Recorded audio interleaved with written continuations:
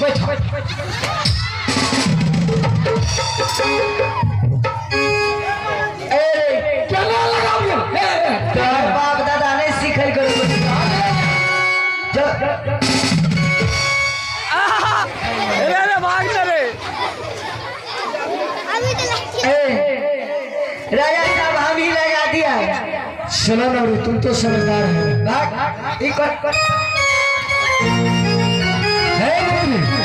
इधर सुनो तारी उड़ी तो नहीं पी करके आया तारी पी रहा था वहां पे हम देखे थे उसको वो तारी का दूध पी के लिया दूध पिया है कि तारी पिया है तारी पी के तारी कहाँ ले लिया साड़ी पी करके आया है कि दारू पी करके आया है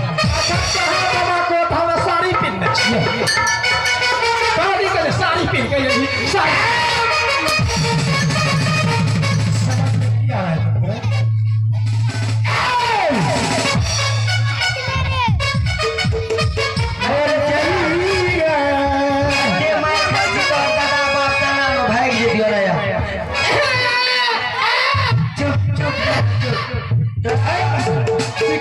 राजो से आते जैन छे साखी दे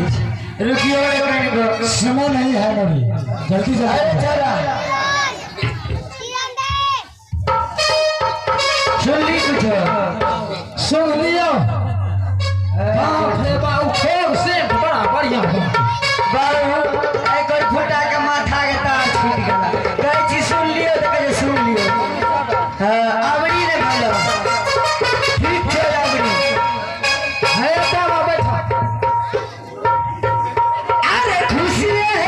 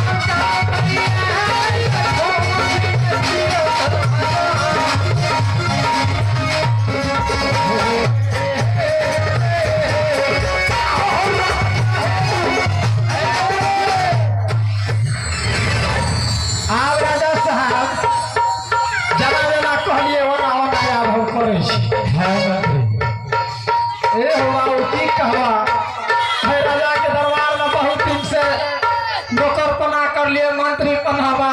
राजा के दरबार में बिल्डिंग देख देख खबर बोलना चाहिए तेरे नजर लागे राजा